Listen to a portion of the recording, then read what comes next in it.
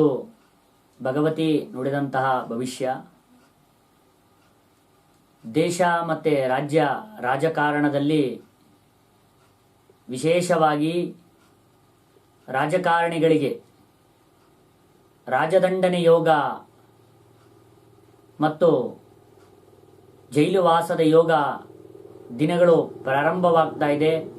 ಮತ್ತು ವಿಶೇಷವಾಗಿ ರಾಜಕಾರಣಿಗಳಿಗೆ ಇದು ಕಂಟಕವಾಗ್ತಕ್ಕಂತಹ ಯೋಗಗಳು ಇರೋದ್ರಿಂದ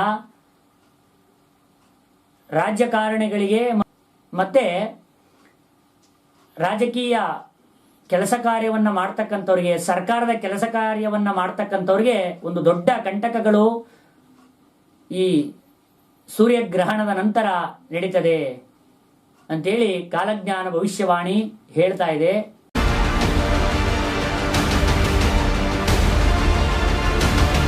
ರಾಹುಲ್ ಗಾಂಧಿ ಅವರಿಗೆ ಈ ಪ್ರಧಾನಿ ಆಗ್ತಕ್ಕಂಥ ಯೋಗ ಇರೋದ್ರಿಂದ ಅದೇ ರೀತಿ ಯಾವ ಪಕ್ಷ ಅಧಿಕಾರಕ್ಕೆ ಬರುತ್ತೆ ಅಂತ ನೀವೊಂದು ಪ್ರಶ್ನೆ ಕೇಳಿದ್ರೆ, ಈ ದೇಶದ ಈಗಿನ ಸ್ಥಿತಿಗತಿಗಳ ಆಧಾರದ ಮೇಲೆ ಅನ್ಯ ಧರ್ಮಗಳ ಸಹಾಯದಿಂದ ಕಾಂಗ್ರೆಸ್ ಪಕ್ಷ ಅಧಿಕಾರಕ್ಕೆ 100ಕ್ಕೆ 200% ಈ ದೇಶದಲ್ಲಿ ಬಂದೇ ಬರುತ್ತೆ. ರಾಹುಲ್ ಗಾಂಧಿ ಅಥವಾ ಪ್ರಿಯಾಂಕಾ ಗಾಂಧಿ ಈ ದೇಶವನ್ನು ಆಳ್ತಾರೆ. ಇದು ಶತಸಿದ್ಧ. ತುಮಕೂರಿನ ನೊಣವಿನಕೆರೆಯ ಯಶವಂತ್ ಗುರೂಜಿ ಅವರು ಹೇಳುವಂಥ ಭವಿಷ್ಯದ ಬಗ್ಗೆ ರಾಜಕಾರಣಿಗಳಿಗೆ ಎಲ್ಲಿಲ್ಲದ ಕುತೂಹಲ ಇರುತ್ತೆ. ಮೊದಲಿಗೆ ಅವರ ಭವಿಷ್ಯದ ಬಗ್ಗೆ ಯಾರು ಅಷ್ಟಾಗಿ ತಲೆ ಕೆಡಿಸ್ಕೊತಿರಲಿಲ್ಲ. ಆದರೆ ಕಳೆದ 6-7 ವರ್ಷಗಳಿಂದ ಅವರು ಹೇಳುತ್ತಿರುವಂತಹ ಕಾಲಜ್ಞಾನದ ಭವಿಷ್ಯ ಎಲ್ಲವೂ ನಿಜವಾಗ್ತಾ ಇದೆ. ಅವರು ಏನೇನು ಹೇಳಿದಾರೋ ಅದೇ ರೀತಿ ಆಗ್ತಾ ಇದೆ ರಾಜಕಾರಣದಲ್ಲಿ. ಯಶವಂತ್ ಗುರೂಜಿಯವರ ಭವಿಷ್ಯದ ಬಗ್ಗೆ ಎಲ್ಲರಿಗೂ ಎಲ್ಲಿಲ್ಲದ ಕುತೂಹಲ ಬರುತ್ತೆ. ಕಳೆದ 6 ತಿಂಗಳ ಹಿಂದೆ ಕೂಡ ಒಂದು ಭವಿಷ್ಯವನ್ನು ಹೇಳ್ತಾರೆ ಯಶವಂತ್ ಗುರೂಜಿಯವರು. ಶ್ರೀ ಸಂಕ್ರಾಂತಿಯಾದ ನಾಳೆ ಆ ಭವಿಷ್ಯವನ್ನು ನುಡಿತಾರೆ. ಏನು ನುಡಿತಾರೆ ಅಂದರೆ 2024 ಲೋಕಸಭಾ ಚುನಾವಣೆಯಲ್ಲಿ ಈ ದೇಶದ ಗದ್ದುಗೆಯನ್ನು ಕಾಂಗ್ರೆಸ್ ಪಕ್ಷ ಹಿಡಿಯುತ್ತೆ. ನರೇಂದ್ರ ಮೋದಿಯವರು ಈ ಬಾರಿ ಪ್ರಧಾನಿ ಆಗೋದಿಲ್ಲ.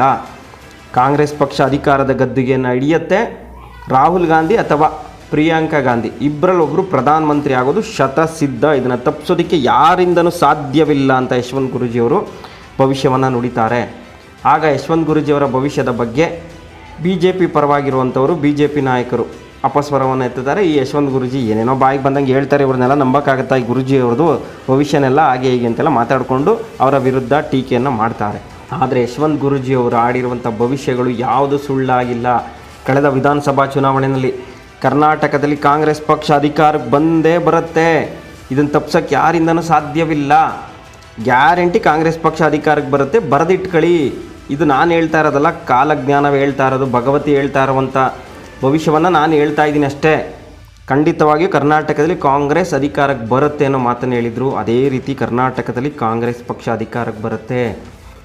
ಈಗ ಯಾಕೆ ನಾವು ವಿಚಾರವನ್ನು ಪ್ರಸ್ತಾಪ ಮಾಡ್ತಾ ಇದ್ದೀವಿ ಅಂದರೆ, ಕಳೆದ 6 ತಿಂಗಳ ಹಿಂದೆ ಕೇಂದ್ರದಲ್ಲಿ ಕಾಂಗ್ರೆಸ್ ಅಧಿಕಾರಕ್ಕೆ ಬರುತ್ತೆ ಅಂತ ಹೇಳಿದ್ರಲ್ಲ, ಅವತ್ತೇ ಇನ್ನೊಂದು ಭವಿಷ್ಯವನ್ನು ಹೇಳಿದರು. ರಾಜ್ಯ ಮತ್ತು ದೇಶದಲ್ಲಿ ರಾಜಕಾರಣಿಗಳಿಗೆ ಕಂಟಕ ಇದೆ.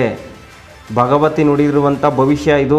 ದೇಶ ಮತ್ತು ರಾಜ್ಯ ರಾಜಕಾರಣದಲ್ಲಿ ವಿಶೇಷವಾಗಿ ರಾಜಕಾರಣಿಗಳಿಗೆ ರಾಜದಂಡನೆ ಯೋಗ ಇದೆ. ರಾಜದಂಡನೆ ಯೋಗ ಅಂದರೆ ಜೈಲು ವಾಸದ ದಿನಗಳು ಪ್ರಾರಂಭವಾಗತ್ತೆ ಅನ್ನೋ ಮಾತನ್ನು ಯಶವಂತ್ ಗುರೂಜಿಯವರು ಹೇಳಿದರು. ಪ್ರಮುಖ ರಾಜಕಾರಣಿಗಳು ಜೈಲು ವಾಸ ಅನುಭವಿಸ್ತಾರೆ. ಇದು ಶತಸಿದ್ಧ ಅಂತ 6 ತಿಂಗಳ ಹಿಂದೆ ಇದೇ ಯಶವಂತ್ ಗುರೂಜಿಯವರು ಭವಿಷ್ಯವಾಣಿಯನ್ನು ನುಡಿದಿದ್ದರು. ಅವರು ಹೇಳಿದ ಭವಿಷ್ಯವಾಣಿಯಂತೆ ರಾಜ್ಯ ಮತ್ತು ರಾಷ್ಟ್ರ ರಾಜಕಾರಣದ ಪ್ರಮುಖ ರಾಜಕಾರಣಿಗಳಿಗೆ ಜೈಲು ವಾಸ ಆಗ್ತಾ ಇದೆ. ದೆಹಲಿ CM ಅರವಿಂದ್ ಕೇಜ್ರಿವಾಲ್ ಅವರು ಭ್ರಷ್ಟಾಚಾರದ ಆರೋಪದ ಮೇಲೆ ಜೈಲು ಪಾಲಾಗಿದ್ದಾರೆ. ಇವತ್ತಿಗೂ ಕೂಡ ಅವರಿಗೆ ಬೇಲ್ ಸಿಕ್ಕಿಲ್ಲ, ಜೈಲಿನಲ್ಲೇ ಇದ್ದಾರೆ. ಅದೇ ರೀತಿ ಈಗ ಕರ್ನಾಟಕದಲ್ಲಿ ಯಶವಂತ್ ಗುರೂಜಿಯವರು ಹೇಳಿರುವಂಥ ಭವಿಷ್ಯವಾಣಿ ನಿಜವಾಗುತ್ತಾ? ಮಾಜಿ ಸಚಿವ HD ರೇವಣ್ಣ ಅವರು ಈಗಾಗಲೇ ಅರೆಸ್ಟ್ ಆಗಿದ್ದಾರೆ. ಯಶವಂತ್ ಗುರೂಜಿಯವರು ಹೇಳಿರುವಂತೆ ರಾಜದಂಡನೆ ಯೋಗ HD ರೇವಣ್ಣನವರಿಗೆ ಬಂದಿದೆ. ಈಗ ಅವರ ಮಗ ಪ್ರಜ್ವಲ್ ರೇವಣ್ಣನವ್ರನ್ನ ಅರೆಸ್ಟ್ ಮಾಡಲಿಕ್ಕೆ SIT ತಂಡ ಈಗಾಗಲೇ ಬಲೆಯನ್ನು ಬೀಸಿದೆ. ಯಾವ ಕ್ಷಣದಲ್ಲಾದರೂ ಪ್ರಜ್ವಲ್ ರೇವಣ್ಣ ಅರೆಸ್ಟ್ ಆಗಬಹುದು. ಯಶವಂತ್ ಗುರೂಜಿಯವರು ಹೇಳಿರುವ ಎಲ್ಲ ಭವಿಷ್ಯವಾಣಿಗಳು ನಿಜವಾಗ್ತಾ ಇದೆ ಅನ್ನೋದಕ್ಕೆ ಇದು ಕೂಡ ಸಾಕ್ಷಿ. ಕಳೆದ ವರ್ಷ ವಿಧಾನಸಭಾ ಚುನಾವಣೆಯಲ್ಲಿ ಕಾಂಗ್ರೆಸ್ ಪಕ್ಷ ಅಧಿಕಾರಕ್ಕೆ ಬರುತ್ತೆ ಅಂದರು. ಅದೇ ರೀತಿ ಅಧಿಕಾರಕ್ಕೆ ಕಾಂಗ್ರೆಸ್ ಪಕ್ಷ ಬಂತು. ಈಗ ಕೇಂದ್ರದಲ್ಲಿ BJP ಅಧಿಕಾರಕ್ಕೆ ಬರಲ್ಲ, ನರೇಂದ್ರ ಮೋದಿಯವರು ಪ್ರಧಾನಿ ಆಗೋದಿಲ್ಲ.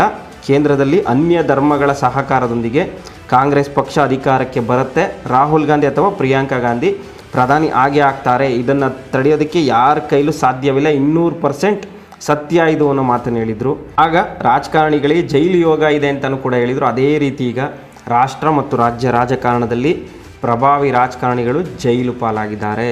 ಹೀಗಾಗಿ ಯಶವಂತ್ ಗುರೂಜಿಯವರು ಹೇಳಿರುವಂಥ ಭವಿಷ್ಯವಾಣಿಯ ಬಗ್ಗೆ ಈಗ ಮತ್ತೆ ಕುತೂಹಲ ಶುರುವಾಗಿದೆ.